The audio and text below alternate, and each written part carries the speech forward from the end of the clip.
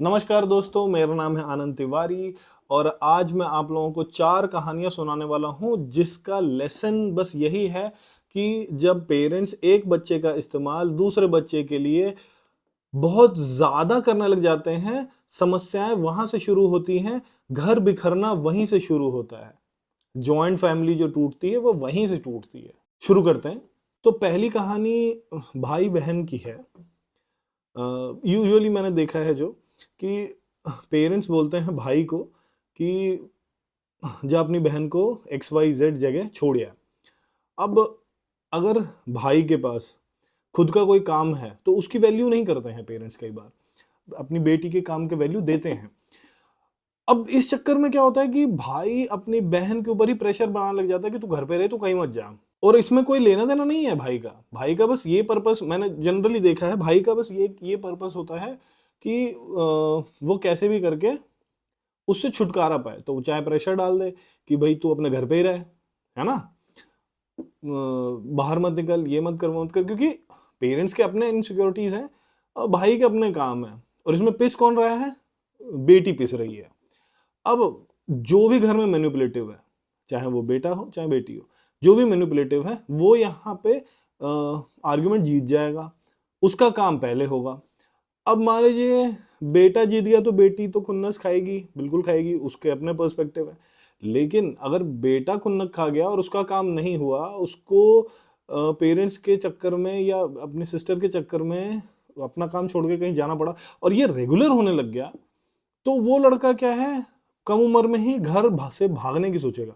भागने का यह मतलब कि बाहर जाके पढ़ाई करने की सोचेगा या फिर बाहर नौकरी करने की सोचेगा या जल्दी से जल्दी निकलने की सोचेगा, क्योंकि बहुत सारी चीज़ें एक साथ आने लग जाती है। और अब देखिएगा, जो मैंने 80s 90s के बाद के किड्स जितने भी देखे हैं वो घर से छोड़ के भाग रहे हैं। पहले इतना इतना नहीं भागते थे लोग, लेकिन अब बहुत ज़्यादा भाग रहे हैं घर छोड़ करके कि अपनी ज़िंदगी अपनी मर्जी से जीऊंगा, अपने हिसाब से जीऊंगा। तो घर घर में परिवार में बिखराव का माहौल आ गया। चलिए मान लेते हैं कि अगर बेटा अपनी मर्जी से मना करने की कोशिश करता है, उस सिचुएशन में क्या होता है कि लड़के से बाइक की चाबी, कार की चाबी या पैसे उससे छीन लिए जाते हैं। पेरेंट्स छीन लेते हैं उससे पैसे, और वो भी तो एक खुन्नस का कारण है ना। आप तो उस पर जोर जबरदस्ती आजमाने के लिए आप उसको उससे पैसे छीन ले रहे हो या उसके बाइक की चाबी दे रहे हो कि धीरे धीरे जब तू काम नहीं कर रहा तो धीरे धीरे बाइक की चाबी। अब उसके पास खुद की बाइक तो है नहीं, पेरेंट्स की दिलाई हुई है, या उसकी कार तो है नहीं, पेरेंट्स की है, तो उससे कार की चाबी, उससे जो चीजें दी गई हैं वो छीनने लगते हैं पेरेंट्स। और वो भी तो मन में एक दिमाग में कसक तो पड़ ही रहा है ना कि यार ये क्या हो रहा है मेरे साथ, just because I said no to something in my family, because I have some work. अब वो जो भी हो, छोटी से छोटी बड़ी से बड़ी चीज हो, परिवार में वो एक बीज तो डाल दिया ना हमने बिखराव का। एक सीन जो मैंने यूजुअली अपने आसपास देखा है वो ये है, फर्स्ट सीन तो यही है। दूसरी स्टोरी है कि एक बड़ा भाई या फिर कमासुत पूत, जो भी कमाने वाला है, ये बड़ा भाई है। अगर वो फाइनेंशियली स्टेबल है, और अब ऐसा होता भी था पहले कि उस पे प्रेशर बनाया जाएगा अपने छोटे भाई की हेल्प करने के लिए या और किसी अपने सिबलिंग की हेल्प करने के लिए फाइनेंशियली। और अमूमन मैंने ये देखा है कि उसके अकाउंट में चाहे 48 रुपए हो, और मैं स्पेसिफिक टर्म बोल रहा हूँ, 48 रुपए हो, तब भी उसको फाइनेंशियल सपोर्ट के लिए प्रेशर बनाया जाता है, इमोशनली ब्लैकमेल किया जाता है पेरेंट्स के थ्रू। और मैंने यहां तक भी देखा है कि उसके बाल बच्चे हैं, उसकी बीवी है, उसके बाल बच्चे की स्कूल की फीस है, या और हजार खर्चे होते हैं यार बच्चों के जब साथ में आप रहोगे।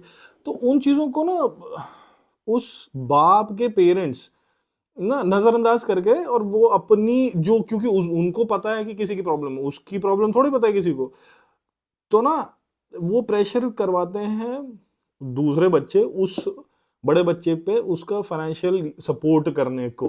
ये मैंने मतलब बहुत ही केसेस देखे, मैंने एक आधे नहीं बहुत केसेस देखे, और 48 रुपए का तो रेफरेंस ही है मेरे पास। तो एक ये दूसरा केस मैंने बहुत ज्यादा देखा है कि कमासुत पूत को प्रेशर करते हैं इमोशनली कि वो अपने दूसरे सिबलिंग, बड़ा छोटा से नहीं, कमासुत से ज्यादा मतलब होता है, उसकी हेल्प करे, चाहे उसके अकाउंट में हो ना हो, चाहे उसकी जरूरत, उसके बच्चों की जरूरत हो, उससे कोई लेने देना नहीं होता। और मैंने बहुत स्ट्रांगली ये बात बोल रहा हूं। और ये भी बात मैं आपको बता देता हूं, जब तक वो आदमी फाइनेंशियली सपोर्ट कर रहा है तभी तक उसकी इज्जत है, तभी तक उसका बोलबाला है। जिस दिन वो फाइनेंशियल सपोर्ट के लिए मना कर देगा, या आप ट्राई करके देखना कि जिस दिन आप उसको, अपनी फैमिली को फाइनेंशियल सपोर्ट करना बंद कर देंगे, या उनके इमोशनल होने पे भी इमोशनल नहीं हो रहे हैं, पहले आप अपनी जिम्मेदारियां निभा रहे हैं। बच्चे आपने पैदा किए तो आपकी जिम्मेदारी है ना, तो अगर उसकी जिम्मेदारी पहले देख करके आप किसी और की सपोर्ट कर रहे हैं, और मैं ये नहीं कह रहा हूं कि आप अपने पेरेंट्स का सपोर्ट मत कीजिए, पेरेंट्स के कहने पे एक दूसरे भाई बंधु का सपोर्ट नहीं, अब आपने पैदा किया है उस बच्चे को तो उसका उसका जरूरी है। आप पे डिपेंडेंट जो आपके बच्चे हैं उनका जरूरी है। तो जिस दिन आप वो शुरू कर देंगे ना, आप देखिए धीरे धीरे आपके आपके परिवार ही आपसे कट होने लग जाएगा। और जबकि शादी आपकी पेरेंट्स नहीं कराई है जबरदस्ती, मतलब अमूमन इंडिया में जबरदस्ती ही करो करो करो करो करते हैं, पूरी सोसाइटी करती है, बट उससे जो प्रोडक्ट बन रहा है उसका ना देखूं मैं, पहले अपने सिबलिंग का देखूं, अपने उनका देखूं। आपकी इज्जत वहीं तक है जब तक आप पैसा दे रहे हैं। जिस दिन पैसा बंद, इज्जत बंद, कोई नहीं पूछेगा, 2 रुपए की इज्जत नहीं रह जाएगी उसके बाद।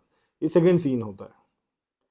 थर्ड सीन होता है कि एक बच्चे को अपने घर पर रख लेते हैं पेरेंट्स, अपने फायदे के लिए, अपनी सेवा कराने के लिए। अब उसको तो फाइनेंशियली स्टेबल होने नहीं दिया गया, उसको तो एक समय तक राज दुलारा बना के रखेंगे अपने काम करवाने के लिए, अपने जो भी कराने के लिए। और ये होता है, हाँ, ये गाँव में तो मैं अभी भी देखता हूँ, बहुत होता है। वो क्या करेंगे, एक बच्चे को अपने घर पे रखेंगे सिर्फ कि क्योंकि तुम्हारी जिम्मेदारी, तुम हमको देखो, तुम ये करो, तुम वो करो, सारा कुछ। अब एक समय के बाद तो पेरेंट्स रहेंगे नहीं, उसको फाइनेंशियली आपने बिल्ट होने नहीं दिया। जो घर में रह गया साथ में बच्चा, वो भी मर गया, और जो बाहर है उसको तो आप प्रेशर डाल ही रहे हो।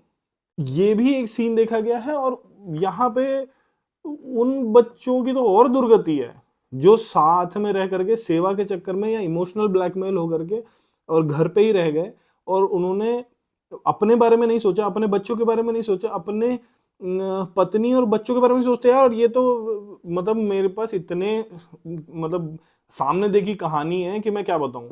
शुरुआत में उसको बाहर जाने नहीं दिया, कोई बाहर लेके जा रहा है, जैसे नौकरी लगवाने के लिए लेके जा रहा है, दिल्ली, गाजियाबाद, नोएडा कहीं लेके गया नौकरी लगाने के लिए, तो उसको श्राप और दे रहे हैं पेरेंट्स। ये एक बहुत बड़ी समस्या है। आप अपने एक बच्चे का इस्तेमाल खुद के लिए कर रहे हैं और फिर अपने कमासुत पूत से उम्मीद कर रहे हैं कि इसका जिंदगी भर ध्यान रखना।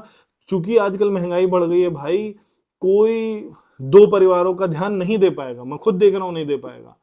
और प्रैक्टिकली नहीं है तो आप लोग आप आसपास थोड़ा सा नजर डालिएगा तो आपको समझ में आएगा कि ऐसा होता है। वहां पर भी तो प्रॉब्लम है ना, आपने एक बच्चे का इस्तेमाल कर रहे हैं अपने लिए, और एक बच्चा जो कमासुत पूत है उससे एक्सपेक्ट कर रहे हैं कि वो इसका जिंदगी भर ध्यान देगा, और जब नहीं ध्यान देता तो वो भी उल्लू बन गया। और ये जब तक ध्यान दे रहा है तो ना तो वो अपने बच्चे पे ही ढंग से ध्यान दे पा रहा है, ना अपने भाई पे ही अपने ध्यान दे पा रहा है, वो ठन ठन गोपाल उल्लू बन के घूम रहा है। तो थर्ड सीन ये होता है। तो चौथी कहानी है कि बेटे को जबरदस्ती अपने रिश्तेदारी में भेजते हैं लोग एक उम्र के बाद, और अपने मन से जा रहा है बच्चा तो बहुत अच्छी बात है, लेकिन अगर वो अपने मन से नहीं जा रहा है तो कुछ तो कारण होगा। और होता जनरली ये है कि बुआ के यहाँ या बहन के यहाँ आप जाइए तो आपको अजीब सी खरी खोटी सी बात सुनाई जाती है।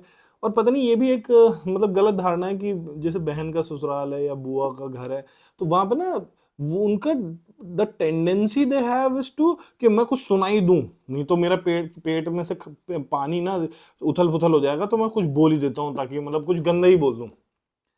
अब बच्चे का मन तो नहीं है जाने का वहां पे, 1-2 बार के बाद आदमी का मन नहीं करेगा जाने का। मन में तो ये आता है ना कि यार रिश्तेदारी आपने चुनी या दादाजी ने चुनी, ठीक है, अब आपने देख के चुना होगा ना कि भाई ये बढ़िया आदमी है चाहे जो भी है, तो आप सुनने जाओ। नहीं, वो लड़का जाएगा सुनने क्योंकि अभी उनका मन नहीं है सुनने का, आप जाओ, बीपी बढ़ाओ, ठीक है। अगर आपने गलत फहमी में कुछ बोल दिया कि मतलब, और वो भी सही बोला आपने, कोई मतलब जो भी आपने जवाब दिया वो सही जवाब दिया, सामाजिक तौर पे वो सही जवाब है जो भी आपने बोला है, लेकिन आपके घर वाले आपको ये जरूर बता देंगे या ये महसूस करा देंगे कि आपने गलत कर दिया, अब तो हमारी बेटी का रहना वहां दुश्वार हो जाएगा, है ना। तो हम क्या करें, फिर मर जाएं, क्योंकि भाई आपके अंदर भी क्षमता है ना, एक लिमिटेशन है कि भाई यहाँ से ज्यादा आपका मन नहीं है अब सुनने का, यार क्या है ये रिश्तेदारी करिए, मजाक करा यार यहाँ पे हमेशा, मतलब लेकिन होता क्या है, क्योंकि बेटी का घर है, बेटी को ससुराल किसने चूज किया, दादा मतलब या तो दादाजी ने या पिताजी ने।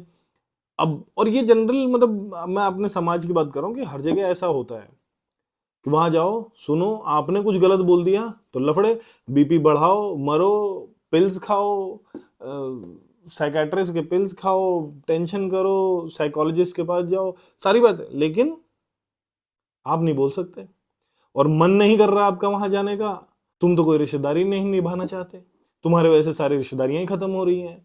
तो रिश्तेदारों को भी एक तो समझना चाहिए, लेकिन यहाँ माँ बाप को भी समझना चाहिए कि क्यों नहीं जा रहा भाई, क्या बात है।